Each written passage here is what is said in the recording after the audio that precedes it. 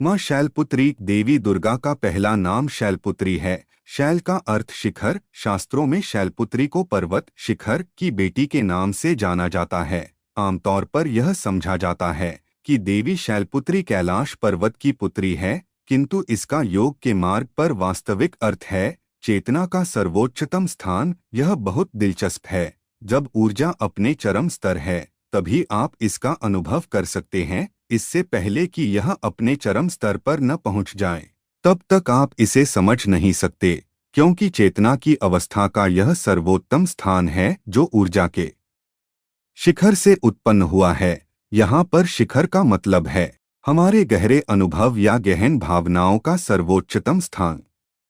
ब्रह्मचारिणी माँ दुर्गा की नवशक्ति का दूसरा स्वरूप ब्रह्मचारिणी का है। ब्रह्मचारिणी का अर्थ है तप का आचरण करने वाली। इस देवी के दाएं हाथ में जप की माला है और बाएं हाथ में कमंडलू धारण किए हैं। भगवान शंकर को पति रूप में प्राप्त करने के लिए घोर तपस्या की थी। इन्हें तपश्चारिणी अर्थात ब्रह्मचारिणी नाम से अभिहित किया गया। कठिन तपस्या के कारण देवी का शरीर एकदम क्षीण हो गया। देवता, ऋषि, सिद्धगण, मुनि सभी ने ब्रह्मचारिणी की तपस्या को अभूतपूर्व पुण्य कार्य बताया, सराहना की और कहा, हे देवी, आज तक किसी ने इस तरह की कठोर तपस्या नहीं की। तुम्हारी मनोकामना परिपूर्ण होगी और भगवान चंद्रमौली शिवजी तुम्हें पति रूप में प्राप्त होंगे।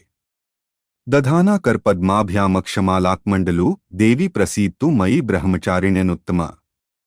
चंद्रघंटा माँ दुर्गा की तीसरी शक्ति है। चंद्रघंटा नवरात्रि में तीसरे दिन इसी देवी की पूजा आराधना की जाती है। इस देवी के मस्तक पर घंटे के आकार का आधा चंद्र है, इसीलिए इस देवी को चंद्रघंटा कहा गया है। इनके शरीर का रंग सोने के समान बहुत चमकीला है। देवी का यह स्वरूप परम शांतिदायक और कल्याणकारी है। इस देवी के 10 हाथ हैं। वे खड्ग और अन्य अस्त्र शस्त्र से विभूषित हैं। सिंह पर सवार इस देवी की मुद्रा युद्ध के लिए उद्धत रहने की होती है। इसी देवी की कृपा से साधक को अलौकिक वस्तुओं के दर्शन होते हैं, दिव्य सुगंधियों का अनुभव होता है। पिंडजप्रवरारूढ़ा चंडकोपास्त्र केयुता प्रसाद तनुतम मह्य चंद्रघंटेति विश्रुता। माँ कूष्मांडा या देवी सर्वभूतेषु माँ कूष्मांडा रूपेण संस्थिता। नमस्तस्यै नमस्तस्यै नमस्तस्यै नमो नमः। नवरात्रि के चौथे दिन देवी कुष्मांडा के रूप में पूजा जाता है। इस देवी की 8 भुजाएं हैं, इसलिए अष्टभुजा कहलाई। इनके 7 हाथों में क्रमशः कमंडल, धनुष, बाण, कमल पुष्प, अमृतपूर्ण कलश, चक्र तथा गदा है। 8वें हाथ में सभी सिद्धियों और निधियों को देने वाली जयमाला है। इस देवी का वाहन सिंह है। इस देवी का वास सूर्यमंडल के भीतर लोक में है। सूर्यलोक में रहने की शक्ति क्षमता केवल इन्हीं में है। इनके शरीर की कांति और प्रभा सूर्य की भांति ही दैदीप्यमान है। इनके ही तेज से 10 दिशाएं आलोकित है। ब्रह्मांड में इन्हीं का तेज व्याप्त है। सुरासंपूर्ण कलशण रुधिराप्लुतमेव च दधाना हस्तपद्माभ्या कूष्मांडा शुभदास्तु में। माँ स्कंदमाता या देवी सर्वभूतेषु माँ स्कंदमाता रूपेण संस्थिता। नमस्तस्यै नमस्तस्यै नमस्तस्यै नमो नमः। नवरात्रि के 5वें दिन स्कंदमाता देवी की पूजा अर्चना की जाती है। ये स्कंद कुमार कार्तिकेय की माता के कारण इन्हें स्कंदमाता नाम से अभिहित किया गया है। इन्हें विग्रह में भगवान स्कंद बाल रूप में इनकी गोद में विराजित है। इनका वर्ण एकदम शुभ्र है। ये कमल के आसन पर विराजमान रहती है, इसलिए इन्हें पद्मासना भी कहा जाता है। सिंह इनका वाहन है। इस देवी की 4 भुजाएं हैं। इनकी गोद में स्कंद हैं। नीचे वाली भुजा में कमल का पुष्प है। बाईं तरफ ऊपर वाली भुजा में वरद मुद्रा में है। नीचे वाली भुजा में कमल पुष्प है। इनकी मभुजा है। उपासना से इच्छाएं पूरी हो जाती हैं। सिंहासनगता नित्य पद्माश्रित करद्वया शुभदास्तु सदा देवी स्कंदमाता यशस्विनी। माँ कात्यायनी या देवी सर्वभूतेषु माँ कात्यायनी रूपेण संस्थिता। नमस्तस्यै नमस्तस्यै नमस्तस्यै नमो नमः। नवरात्रि के 6ठे दिन कात्यायनी देवी को पूजा जाता है। ये वैद्यनाथ नामक स्थान पर प्रकट होकर पूजी गई। भगवान कृष्ण को पति रूप में पाने के लिए ब्रज की गोपियों ने इन्हीं की पूजा की थी।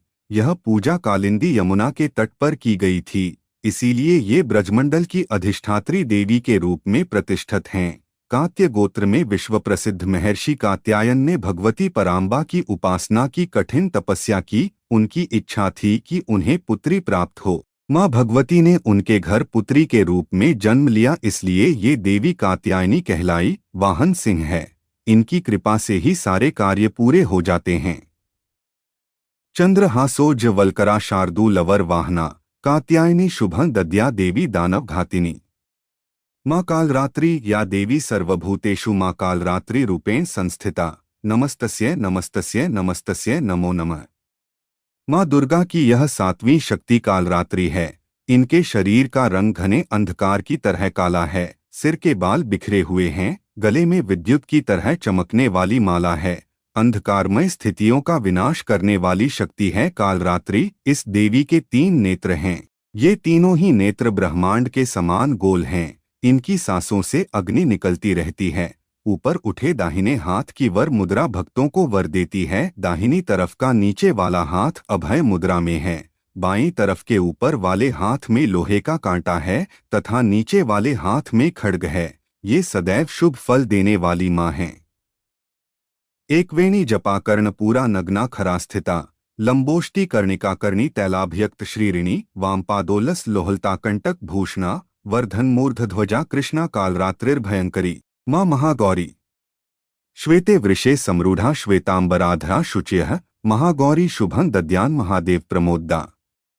देवी माँ का 8वां स्वरूप है महागौरी। महागौरी का अर्थ है वह जो कि सौंदर्य से भरपूर है, प्रकाशमान है, पूर्ण रूप से सौंदर्य में डूबा हुआ है। प्रकृति के 2 छोर या किनारे हैं। एक माँ कालरात्रि जो अति भयावह प्रलय के समान है और दूसरा माँ महागौरी जो अति सौंदर्यवान, देदीप्यमान, शांत है, पूर्णतः करुणामयी, सबको आशीर्वाद देती हुई। यह वो रूप है जो सब मनोकामनाओं को पूरा करता है। माँ सिद्धिदात्री या देवी सर्वभूतेषु माँ सिद्धिदात्री रूपेण संस्थिता। नमस्तस्यै नमस्तस्यै नमस्तस्यै नमो नमः। माँ सिद्धिदात्री भगवती का 9वां स्वरूप हैं। माँ सिद्धिदात्री ही भगवान शिव के अर्धनारीश्वर रूप को पूर्ण करती हैं। नवरात्रि के 9वें दिन माँ दुर्गा के सिद्धिदात्री स्वरूप की पूजा होती है। माँ सिद्धिदात्री के अंदर सभी देवियाँ समाहित हैं। इनकी पूजा से अपार वैभव की प्राप्ति होती है। इस दिन कमल के पुष्प पर बैठी हुई देवी सिद्धिदात्री का ध्यान करना चाहिए और माँ को 9 कमल के या लाल सुगंधित पुष्प अर्पित करने चाहिए। इस दिन देवी को शहद भी अर्पित करना चाहिए और धान का लावा अर्पित करके ब्राह्मण को दे देना चाहिए। सिद्धगंधर्वयक्षाद्यैर्सुरैर्मरैर्पि सेव्यमाना सदा भूयात् सिद्धिदा सिद्धिदायिनी।